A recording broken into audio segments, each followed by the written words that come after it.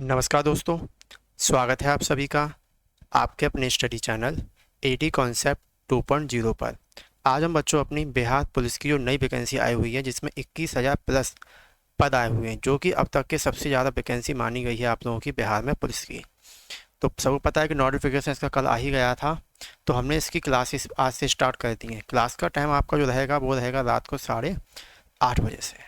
तो जो रात को 8:30 बजे से एवरीडे हम G K and G S C classes पढ़ने वाले हैं। इसके बाद बच्चों एक दिन बाद आप लोगों की साइंस क्लास स्टार्ट हो जाएंगी, जो कि आप लोगों की होगी 9 बजे से। तो यह क्लास आप लोगों की डेली आने वाली है। तो आज हम पढ़ने वाले हैं बच्चों जो बिहार भर्ती परीक्षा की रुक्मणी प्रकाशन की बुक आई हुई थी, जो कि आपके 2010 से लेकर 2022 तक के इसमें प्रैक्टिस सेट पेपर दिए हुए हैं। तो इसी के हम आज कुछ क्वेश्चन को डिस्कस करने वाले हैं। तो चलिए करते हैं अपन लोग क्लास को स्टार्ट। तो पहला यहाँ पे क्वेश्चन दिया हुआ है, अपने विचारों के प्रसारण हेतु गांधी जी ने किस समाचार पत्र का संपादन किया था। अपने विचारों के प्रसारण हेतु गांधी जी ने किस समाचार पत्र का संपादन किया था। खादी, हरिजन, स्वदेशी या फिर सत्याग्रह। सब लोग यहाँ पे जल्दी से अपना कमेंट सेक्शन में आंसर बताएंगे किसका किया था। तो इसका जो राइट आंसर हो जाएगा बच्चों वो हो जाएगा आप लोगों का हरिजन।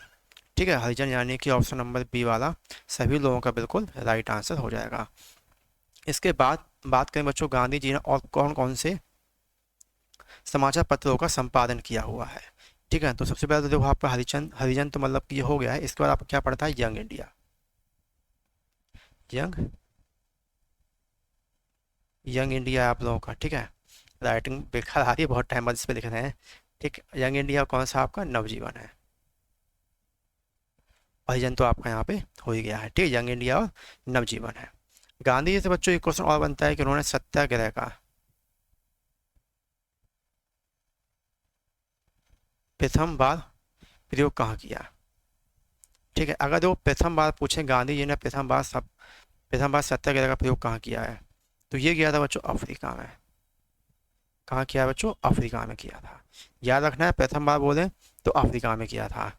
और बोले कि भारत में प्रथम बार कब किया है, अगर हमसे बोले बच्चों कि भारत में प्रथम बार प्रयोग कब किया था, तो ये किया गया था बच्चों चंपारण में। ठीक है, चंपारण सत्याग्रह में। जी, तो इससे आप लोगों के इतनी सारे क्वेश्चन बनते हैं जो कि हमने आप लोगों को बता दिया है। इससे एक क्वेश्चन और बनता है गांधी जी से संबंधित कि गांधी जी ने कांग्रेस की अध्यक्षता किस अधिवेशन में की। ठीक है, तो 1924 बेलगांव अधिवेशन। ठीक, 1924 बेलगांव अधिवेशन। ठीक है, तो ये आप लोगों का यहाँ पे बिल्कुल राइट आंसर हो जाएगा। अगले क्वेश्चन पर चलेंगे। यहाँ से अगला क्वेश्चन दिया हुआ है, भारत के संविधान में मौलिक अधिकारों का उल्लेख कहाँ पर है। भारत के संविधान में मौलिक अधिकारों का उल्लेख कहाँ पर है। भाग 1, भाग 2, भाग 3 या फिर बच्चों भाग 4। तो जितने लोगों ने यहाँ पर राइट आंसर दिया हुआ है इसका भाग 3, तो ऑप्शन नंबर यहाँ पे सी वाला सभी लोगों का एकदम राइट आंसर हो जाएगा।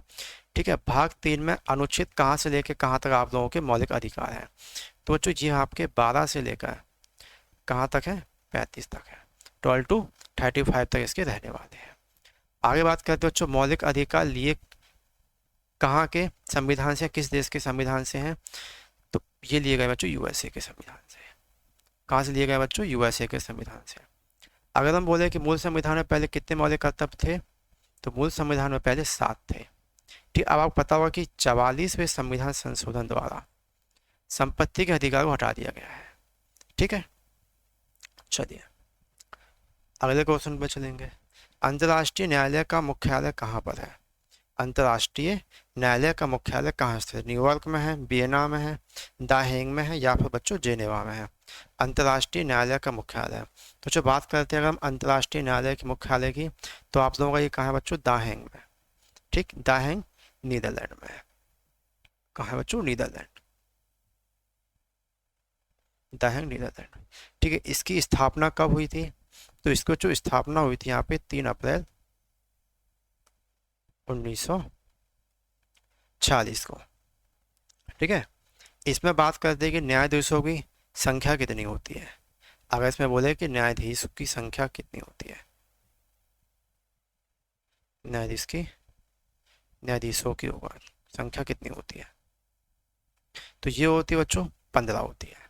अगर हम बात करें उनका कार्यकाल कितना होता है, ठीक है, अगर इनके कार्यकाल की बात करते हैं तो कार्यकाल कितना होता है बच्चों इनका, ये होता है 9 वर्षों के लिए चुने जाते हैं।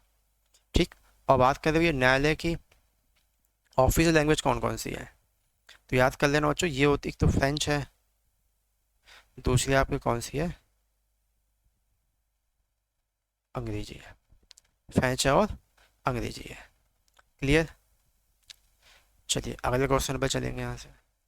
अगला क्वेश्चन आप लोगों का रहा हुआ है कि पेंसिलिन किससे निकाला जाता है।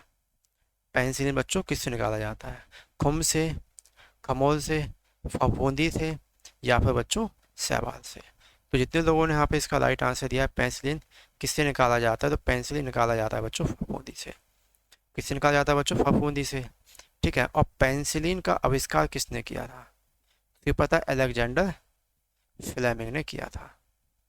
किसने किया था बच्चों, अलेक्जेंडर फ्लेमिंग ने इसका आविष्कार किया था। क्लियर है। अगले क्वेश्चन पे चलते हैं। निम्नलिखित में से किस शास्त्रीय नृत्य शैली में कथा भाव हमेशा महाभारत या रामायण से लिया जाता है। निम्नलिखित में से किस शास्त्रीय नृत्य शैली में कथा भाव हमेशा महाभारत या फिर रामायण से लिया जाता है, तो ये लिया जाता है बच्चों कुचिपुड़ी। कुचिपुड़ी यानी कि ऑप्शन नंबर सी वाला सभी लोगों का राइट आंसर हो जाएगा। कुचिपुड़ी कहाँ का लोक नृत्य है, तो ये हो जाता है बच्चों आंध्र प्रदेश का। अंडों की टोकरी के नाम से, टोकरी के नाम से किसे जाना जाता है, तो वो बच्चों आंध्र प्रदेश को ही जाना जाता है। ठीक है। और दूसरी बात बोले कि भाषाओं के आधार पर गठित पहला राज्य, ठीक है, भाषाओं के आधार पर गठित पहला राज्य कौन सा है, तो वो भी आप लोगों का आंध्र प्रदेश ही हो जाएगा। आगे बात कर लेते हैं बच्चों ओडिसी की, तो ओडिसी कहाँ का लोक नृत्य है, तो ये आपका उड़ीसा का है। कहाँ का है बच्चों, उड़ीसा का है। भरतनाट्यम आप लोगों का तमिलनाडु का है। और मोहिनीअट्टम सभी लोग जानते हैं, मोहिनीअट्टम कहाँ का है बच्चों, केरल का है। ठीक है, मोहिनीअट्टम कहाँ का है बच्चों, केरल का है। क्लियर है। उम्मीद है बच्चों आप लोग इतना समझ चुके होंगे। रामायण किसने लिखी है बच्चों, और महाभारत किसने लिखी है। महाभारत सभी को पता है कि वेद व्यास है, और रामायण कौन है, महर्षि वाल्मीकि। लाइटिंग को थोड़ा समझ लेना, क्योंकि काफ़ी टाइम बाद इस पर लिखना है तो लाइटिंग थोड़ा सा ठीक नहीं आ रही है। क्लियर है। तो इसका ऑप्शन नंबर सी वाला सही हो जाएगा। अगले क्वेश्चन में चलेंगे। यहाँ पे प्रेमदासा क्रिकेट ग्राउंड किस देश में है। प्रेमदासा क्रिकेट ग्राउंड किस देश में है, तो जो बताते हैं जो प्रेमदासा क्रिकेट ग्राउंड है ये आपका श्रीलंका में है। कहाँ है बच्चों, श्रीलंका में है। और जो प्रेमदासा कौन थे, तो श्रीलंका के पहले राष्ट्रपति थे ये। ठीक है, इनके नाम पे रखा हुआ है। पौधों के विभिन्न अंग वनस्पति और जैविक अपशिष्ट कहलाते हैं, तो ये क्या कहलाते हैं बच्चों, तो ये कहलाते हैं बायोमास। क्या कहलाते हैं बच्चों, बायोमास। ठीक है, ऑप्शन नंबर यहाँ पे सभी लोगों का सी वाला आंसर एकदम सही हो जाएगा। क्लियर है, वेरी गुड। ठीक, आगे चलेंगे बच्चों। यहाँ पे अगर हम बात करते हैं कि गोबर गैस, गोबर गैस के बारे में सभी लोग ऑलरेडी सुने ही होंगे। गोबर गैस, तो था गोबर गैस माना कि गीले गोबर के सड़ने के बाद जो ज्वलनशील गैस निकलती है उसको हम लोग क्या कहते हैं, उसको हम लोग कहते हैं मीथेन। क्या कहते हैं बच्चों, उसको अपन मीथेन कहते हैं। और बायोगैस में, ठीक है, बायोगैस में बात करें मीथेन की लगभग 65% की मात्रा होती है। कितनी होती है, 65% मात्रा। और CO2 को बात करें, जीवाश्म ईंधन किसे कहते हैं, तो जीवाश्म ईंधन कहते हैं CO2 को। जीवाश्म ईंधन के नाम से CO2 को जाना जाता है। और बात करते हैं बच्चों सौर ऊर्जा में, सौर ऊर्जा में किसका उपयोग किया जाता है, तो सौर ऊर्जा में किया जाता है सिलिकॉन का। सौर ऊर्जा में बच्चों सिलिकॉन का उपयोग किया जाता है। क्लियर है सभी लोगों का इतना। किसी को यहाँ तक कोई समस्या हो तो पूछिए, किसी को यहाँ तक कोई समस्या नहीं है तो फिर अपन चलते हैं अगले क्वेश्चन पे। अगला क्वेश्चन दिया हुआ है यहाँ पे, निम्नलिखित में से कौन सी घटना गुरुत्वाकर्षण बल का परिणाम नहीं है। गुरुत्वाकर्षण बल का परिणाम नहीं है। वर्षा का होना और बर्फ का गिरना, सागर में ज्वार, ग्रहों के चारों ओर उपग्रहों की गति, या फिर ये सभी। तो इसका जो राइट आंसर हो जाएगा, नहीं पूछा हुआ है तो आप लोगों का ऑप्शन नंबर ए हो जाएगा। तो बात करते हो जो वर्षा के जल की, पहले तो जल्दी से आके वर्षा के जल का पीएच मान कितना होता है कमेंट बॉक्स में छापें फटाफट। सबसे शुद्ध जल की बात अगर करते हैं तो सबसे शुद्ध जल वर्षा का ही होता है। ठीक है, और वर्षा के बूंदों का गोल होना किसके कारण है? ये पृष्ठ तनाव के कारण। पृष्ठ तनाव के कारण ही वर्षा की बूंदें गोल होती हैं। क्लियर है सभी लोगों का? चलिए, और ये भी सभी लोग पता है गुरुत्वाकर्षण के नियम दिए किसने हैं? तो ये दिए हैं न्यूटन ने। क्लियर है? चलिए अगले क्वेश्चन आते हैं। अंडे देने वाले प्राणी क्या कहलाते हैं? अंडे देने वाले प्राणी क्या कहलाते हैं? तो ये कहलाते हैं बच्चों अंडज प्रणाली। ठीक है, अंडज प्रणाली यानी ऑप्शन नंबर सी वाला सभी लोगों का सही हो जाएगा। बच्चों बता दें कि जितनी भी जो पक्षी वर्ग आते हैं सारे के सारे अंडज प्रणाली में ही आते हैं क्योंकि सब अंडे देते हैं। निम्नलिखित में से कौन सी तापमान की ऐसा इकाई है? ठीक है, तापमान की ऐसा इकाई सभी लोग जानते हैं कि आपका राइट आंसर क्या हो जाएगा यहाँ पे? केल्विन। क्या होगा यहाँ पर? सभी लोगों का राइट आंसर केल्विन हो जाएगा, यानी कि डी वाला सभी लोगों का एकदम परफेक्ट आंसर हो जाएगा।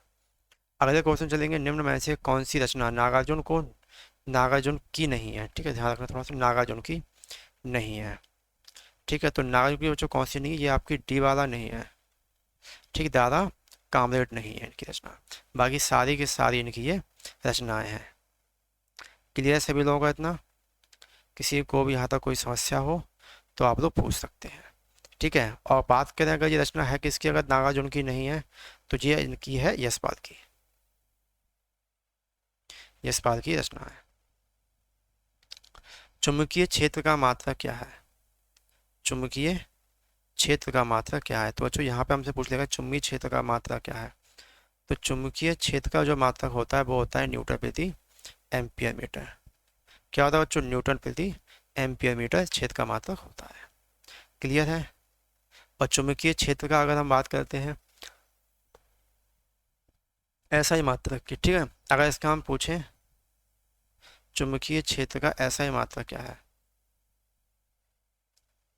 तो ये हो जाएगा आप लोगों का टेस्ला। ठीक, और चुंबकीय क्षेत्र है। और बात करें जो चुंबकीय फ्लक्स की अगर हम बात करें, ठीक है, चुंबकीय फ्लक्स की अगर हम बात करते हैं तो चुंबकीय फ्लक्स का ऐसा ही मात्रा क्या हो जाएगा?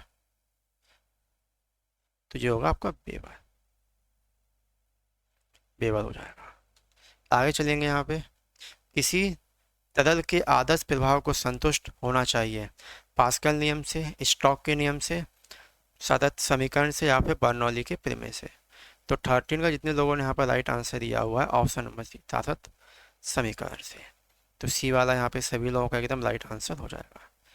आगे चलेंगे यहाँ पे नेक्स्ट क्वेश्चन पे। किसी ठोस में द्रव का स्पर्श कोण किस पर निर्भर करता है? किसी ठोस में द्रव का स्पर्श कोण किस पर निर्भर करता है? तो ये करता है ठोस एवं द्रव दोनों पर ये निर्भर करता है। ठोस एवं द्रव दोनों पर ये निर्भर करता है। आगे चलेंगे, यहाँ पर अगला क्वेश्चन दिया है जड़त्वीय बल एवं श्यान बल का अनुपात प्रदर्शित करता है। जड़त्वीय बल एवं श्यान बल का अनुपात प्रदर्शित करता है। तो जो ये कहता है आपका रेनॉल्ड्स को हो जाएगा, रेनॉल्ड्स संख्या को। ठीक है, ऑप्शन नंबर बी वाला सही आंसर हो जाएगा।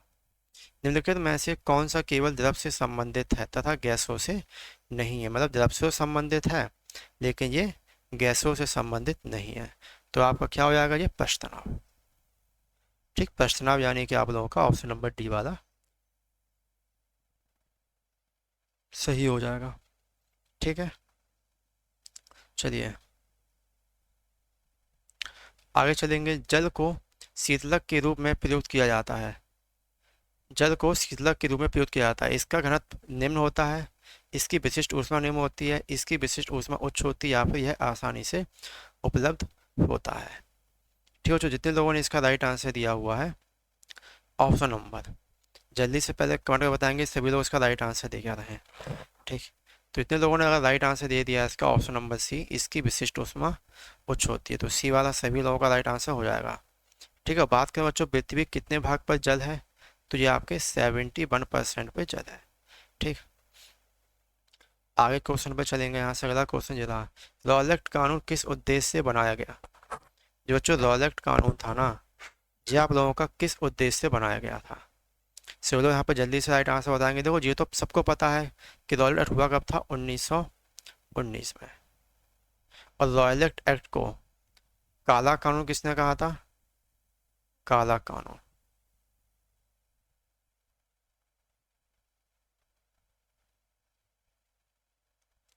एम के गांधी ने कहा था। रॉयल एक्ट को काला कानून किसने कहा था बच्चों? तो ये कहा था एम के गांधी ने। अच्छा, बनाया किस उद्देश्य से था? तो ये बनाया गया था क्रांतिकारी गतिविधियों पर अंकुश लगाने के लिए बनाया गया था।